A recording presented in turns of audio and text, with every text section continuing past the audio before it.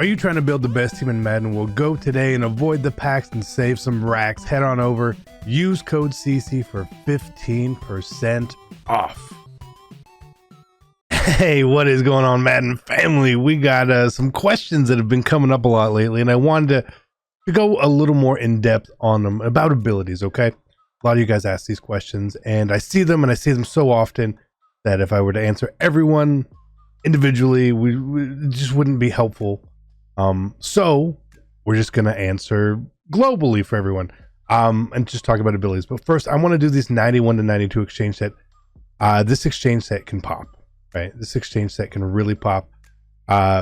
Especially we got playoff cards coming out. There was some teases, made it kind of sound like Clowny and stuff is coming. But you could still get Vic, you could get Bo, you could get Kittle. There's lots of good cards you can actually pick up in the set. So I'm just doing this here twice real quick because I enjoy doing this set. It's a risk. It's a risk. We know that. Hey, you do not see that often, that animation. Sherman, okay. All right, cool. No idea what this price is at. No idea. Nah, I have no clue. So let's talk abilities, what we should be using, what we shouldn't be using. Now, if you're using quarterback, obviously, if you're more on the pocket side of things, that's really where you want to go, versus a scrambler, right? An improviser or a scrambler, really. So like what I use on Vic currently, Escape Artist, Roman Deadeye, and Fast Break. The reason I'm using these personally over other things is I have a read option in my playbook, so that's why I use Fast Break. Otherwise, I would probably be using Safety Valve. I feel that Safety Valve really does work well, really, really well. So if you have an extra slot, you're not really sure what to put there, Safety Valve is a great thing. You just throw to your running backs. Not a lot of people do, but you should, because the running back is such a weapon, honestly, in my opinion. And then still, obviously, if you're using Escape Artist, Vic does not get Dashing Deadeye, but you can use Roman Deadeye very well as well. Some of this other stuff, Last Ditch, it's okay, right? It's okay. Evasive, you ever been hit when you're running with your quarterback? It doesn't feel good at all. So I wouldn't worry about stuff like that personally. So quarterbacks, again, from a scrambler, that's where you want to go. From a pocket passer, if you have a pocket passer, my idea is that you like to have the ability to pass the ball at times, right? Maybe you're a heavy runner and you don't really care about the quarterback so much. So that's when you're going to go with Protected or Hot Route Master. One of those two things. If you use Hot Route Master, you can obviously open up slots where you don't have to use receivers to get routes, right? Which is very key. I use routes. I use Slot Apprentice on both of my receivers here currently. The reason is they both play in the slot, right? They do. For my offense, they do. But you want to be able to have those routes, because those post routes and those corner routes are so key and so clutch. If you are passing the ball, you need to have something there. Now, we don't have anything on our tight ends. I think the tight end abilities are really good I think they're really, really good. Whether they're using Matchup, Nightmare, Streak Specialist, Tank, stuff like that. The tight end routes, very, very good. But we only have 3. So it's really, really hard to do. I know some people would use quarterback, a running back, and a receiver. So tight ends kind of get left out a bit. They are really good. But if a tight end is not a main part of your offense, on a passing standpoint, there's no need for it. Tight ends are a very big part of my offense, but I do find that tight ends, they all basically play the same. They're super similar cards regardless. I would love to have a bit of an overpowered tight end at times, but for the most part, he's getting ins, outs, flats, and streaks. Nothing really, really, really crazy. And any routes I could give my tight end, I can give to my receivers. Since I play kind of a compressed set, it doesn't really matter all that much. And you guys will always say, CC, you don't use abilities on your running back. I've tried, right? And I think that they're very helpful to run the ball. They really are. But I also find that for me, I don't need it as much. Using the jukebox or evasive is very good. Having Eric Dickerson lit up like a Christmas tree to start the game is very, very good. It really is. But as soon as he's off, he's the same running back as everyone else. Whereas these receivers, with their abilities, are always going to be good. That's the advantage I think that I end up having with it. Now, would I love to have these guys? Absolutely, I would. If there was more slots, sure. But I don't really find the need, me personally. I like to run the ball. I run the ball out of sets that I like to pass out of. I'm a pass first player. Hey, but if you give me the run, I'll take the run. No problem. But I can't get behind the let's run stretch every play, every play, every play. Let's run into our lineman. Let's jukebox and let's pray for a touchdown. It's just not how I want to play. And I know a lot of people do play that way. I'm not going to fault you for it, but that's just the truth. So the reason why we have Moss lit up currently is because of the Moss 100. I think it's it's a good weapon. It doesn't work every game. Okay. I'd say it probably has worked for me 75, 80% of the games I've played. The 20% that it hasn't worked, half of it have probably been I got sacked. And the other half is, hey, you know what? You don't complete every pass regardless. It's a pretty high percentage. And I really like that 60 free yards. Let me get 7 points on the board my first time. I'm getting points on the board, right? A big, big advantage. The reason we don't have Julio with abilities is his archetype. So you see he's got the little running guy archetype, which is the physical, right? For the way I play, and I think for the way a lot of people should play using receivers, is having the extra routes. Julio just can't get them. This archetype can't get them for whatever reason, despite his super high route running. Same thing with Larry Fitz. And that's where the disappointment really falls in. Otherwise, his abilities are pretty much what you would want. But he doesn't have the routes. I wouldn't use a receiver without routes personally. I know some people use grab and go and stuff for the receivers instead of routes, and that's cool. Julio obviously can't get that, right? And grab and go is good, or human joystick is good. But I think a lot of times if you're using that, you're much more of a runner anyway. You're running the jet sweeps, the wildcats of the world. You really have to make sure that what abilities you are using on your team, you are maximizing to your scheme. Don't follow the leader when you are picking abilities.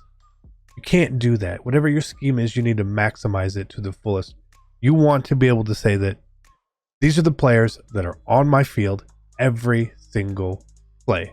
Every play. When people use two running backs with abilities, it feels kind of stupid to me, honestly, unless you're running a 2-back set, maybe like a split close, because otherwise you're leaving one X-factored or ability player off the field at times, and you're putting yourself at a disadvantage instantly because of it. It doesn't make sense. Fatigue and stamina in the game, you can play around with and make it not work so against you. I just don't get it. I don't get that idea. So please, guys, whatever abilities you're putting, please make sure you use them to their fullest, especially on offense. Defensively is very different. I'm going to say some things here that you guys may or may not agree with, okay? The first thing I think people need, I've been asked this by tons of people I'm really close to. Enforcer is still very much needed. It's not necessarily force a fumble every time. It obviously doesn't do that. But a lot of times it's a deterrent. If you were going to be running enforcers, I wouldn't suggest running one enforcer. It doesn't make a lot of sense. What you want to be running is 2 enforcers, and you want to have one on the left side of the screen and one on the right side of the screen. Whether it's linebackers or safeties, it doesn't really matter, because you need to have someone on each side of the field who can provide that fear, that hit stick that is actually going to work for you, okay? So the cards we have currently are Sean Taylor. We have a safety. Now, I used to have two safeties. I used to have Derwin James as well, but he had basically the same thing.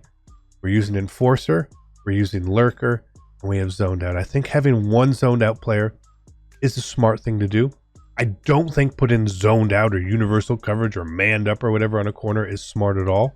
If you played the game, the vast majority of people you play aren't passers. You are wasting an ability. Oh, it works for my scheme. I like to play man. You could put Manned Up on a guy, you could run a slant, and he's going to get smoked regardless. It doesn't matter that much. Zoned Out will help him at times get to those certain routes more, because man is a very one-to-one dice roll situation, right? Zoned Out is a crapshoot. It's a true crapshoot. You could get there, may not get there. Why does he get there? I don't know, but Zoned Out does work. I don't like it. So if I'm using Enforcer on a player, I want to be using that player because I want that click off tackle, which is the overpowered version of it. And if I'm going to be using someone, I might as well have Lurker on him, and that's why Sean Taylor is so good. That's why Derwin James is so good. That's why Patrick Willis is so good. These are the best cards on defense, those three, in my opinion. Calvin doesn't get Enforcer. He doesn't. Ronnie Lott, he doesn't get Lurker. It's sad. So our hand is forced here, right? Now, if you happen to not have some of those cards, I do like putting Acrobat on my DBs and stuff. They get pretty wild animations at times, but I will say, for every amazing play they make in that diving interception, they will dive completely out of the play for you at times. So it is a risk and a reward, I promise you. Diving swats, when you don't need to swat, is a problem. But at the same point, Ronnie Lott, cool.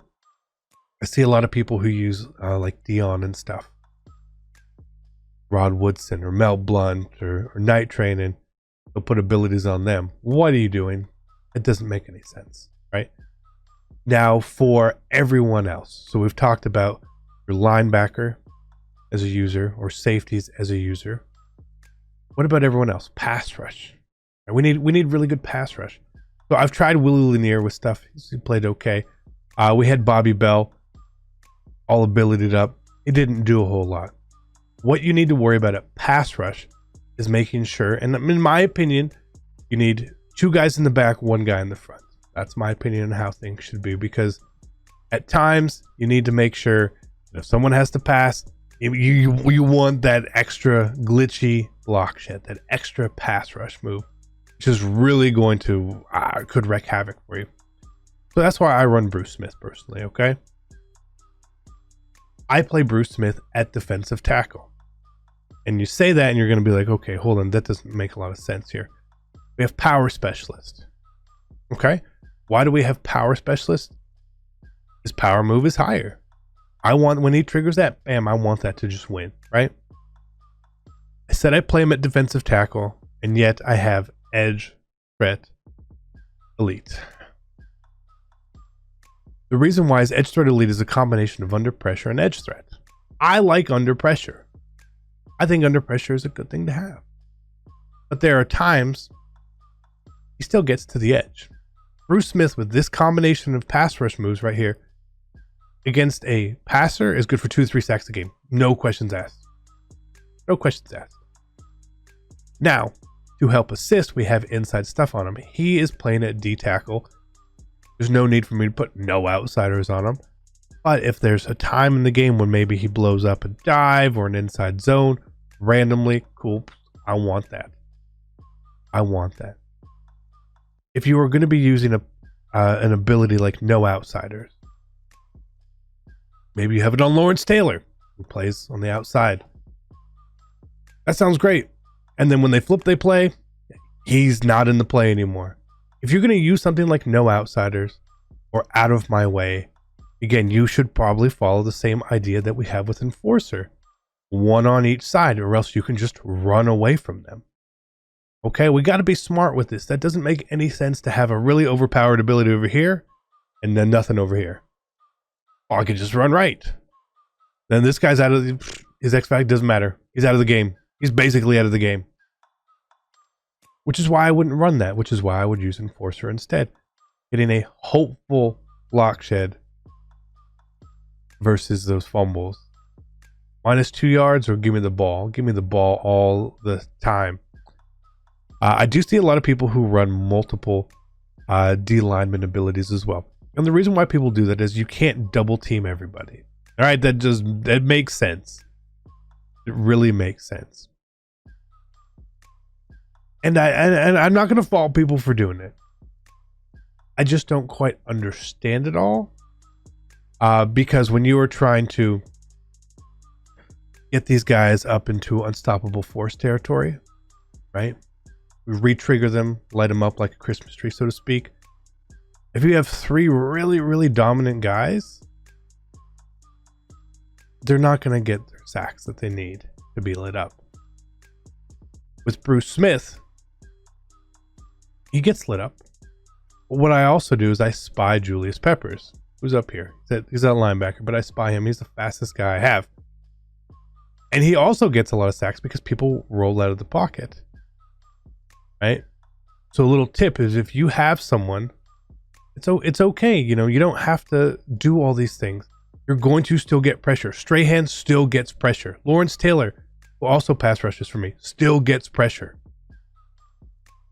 These cards are really, really good. They still battle and they still win so often against these offensive linemen because their pass rush ratings are 95 plus. Offensive linemen, they don't have good ratings regardless. Like, look at Ogden, okay? Best right tackle in the game.